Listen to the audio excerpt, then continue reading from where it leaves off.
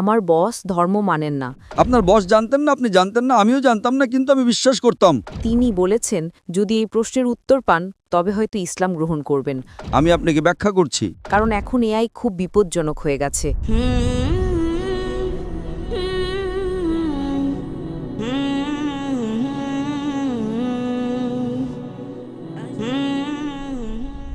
আমার নাম নিসা।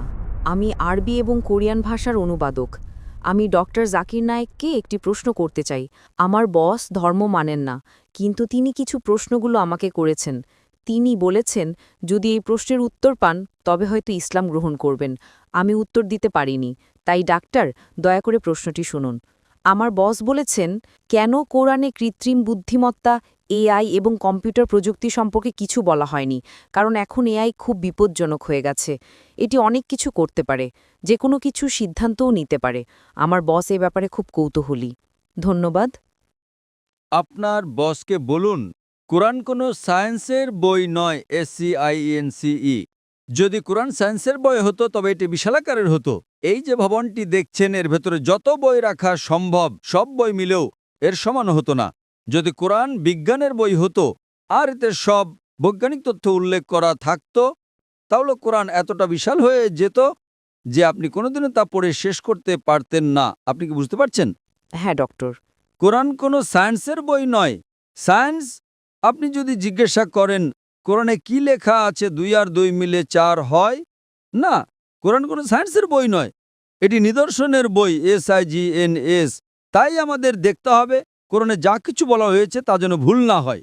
যদি আপনি মনে করেন যে কোরআনের সব কিছুই উল্লেখ থাকা উচিত, তাহলে ভাবুন তো বিজ্ঞানে কত হাজার হাজার PhD আছে, doctor, engineer, heart specialist, brain specialist. এই সব কিছু যদি কোরআনে লেখা হতো আর আপনি তা পড়া শুরু করতেন, তাহলে আপনার পুরো জীবনেও তা শেষ করতে পারতেন না।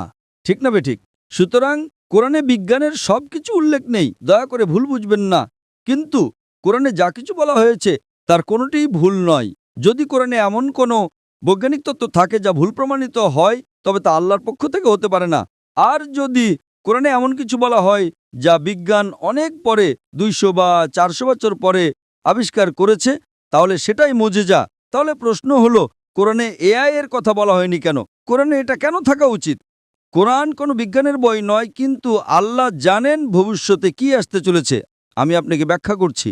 1 নম্বর, মানুষ আমাকে প্রায় জিজ্ঞাসা করত যে ইসলামী শরিয়া অনুযায়ী যদি আপনার কাছে ভিডিও রেকর্ডিং থাকে, যদি কোনো ভিডিও রেকর্ডিং থাকে যে কেউ চুরি করেছে, ইসলাম অনুযায়ী সেটা প্রমাণ নয়। এটাকে প্রাথমিক প্রমাণ হিসেবে ধরা হয় না, এটা দ্বিতীয় প্রমাণ। 10 বছর বা 20 বছর আগে যে কোনো সাধারণ আদালতে যদি আপনি CCTV ফুটেজ দেখাতেন আর তাতে চোর ধরা পড়তো যে কেউ চুরি করছে, সেটাই যথেষ্ট ছিল। কিন্তু ইসলামে তা নয়। ইসলামে চোখের সাক্ষী প্রয়োজন। তখন মানুষ অবাক হয়ে বলতো এটা কেমন ধর্ম? কোনটা বেশি নির্ভরযোগ্য, প্রত্যক্ষদর্শী নাকি ভিডিও রেকর্ডিং? কোনটা ভালো, ভিডিও রেকর্ডিং ঠিক না ভুল? আপনার বসকে জিজ্ঞাসা করুন। সুতরাং 20 বছর আগে যদি আপনার কাছে ভিডিও রেকর্ডিং থাকতো, তবে তা ইসলামের চেয়ে সুবিধাজনক না। প্রত্যক্ষদর্শী হলো প্রাথমিক প্রমাণ, ভিডিও রেকর্ডিং গ্রহণযোগ্য ছিল না। আজ যখন কৃত্রিম বুদ্ধিমত্তা এসেছে, আপনি সহজেই আপনার ডাকাতের একটা ভিডিও তৈরি করতে পারেন। ঠিক না ভুল? ঠিক। সুতরাং এখন মানুষ জেগে উঠেছে। আজ এটি প্রাথমিক প্রমাণ নয়, তাই ইসলাম অনেক উন্নত। আল্লাহ জানতেন AI আসতে চলেছে। আপনি কি বুঝতে পারছেন? হ্যাঁ।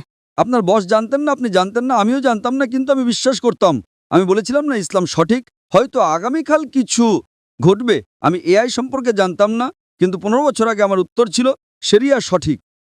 আমরা জানি না আগামীকাল এমন কিছু ঘটবে যে ভিডিও রেকর্ডিং যথেষ্ট প্রমাণ হবে না। এটাই ছিল আমার উত্তর, এবং আজ আমার উত্তর সঠিক। আপনি কি বুঝতে পারছেন? সুতরাং আল্লাহ AI সম্পর্কে জানেন, তাই ভিডিও রেকর্ডিং প্রাথমিক প্রমাণময়। আপনি কি বুঝতে পারছেন? হ্যাঁ। কিন্তু প্রত্যক্ষদর্শী হলো প্রাথমিক প্রমাণ। সুতরাং আল্লাহ AI সম্পর্কে জানেন। যদি তিনি সবকিছু লিখতে শুরু করেন, আপনি ছোট কোরআনই পড়েননি, আপনি চিকিৎসা, ভ্রূণতত্ত্বে সবকিছু সম্পর্কে কি পড়বেন? না, এটি টেলিগ্রাফিক মেসেজ। সুতরাং এটি ঈশ্বরের পক্ষ থেকে নয়, তা প্রমাণ করার জন্য আপনাকে ভুল খুঁজে বের করতে হবে। কিন্তু এটি ঈশ্বরের পক্ষ থেকে, তা প্রমাণ করার জন্য আপনাকে এমন জিনিসের কথা বলতে হবে যা মানুষ জানত না। আপনি কি বুঝতে পারছেন? একেই বলে অলৌকিকতা। কিন্তু এখানে সবকিছু উল্লেখ করা হয়নি। আশা করি এটি উত্তরটি পেয়েছেন। আপনাকে অনেক ধন্যবাদ ডক্টর।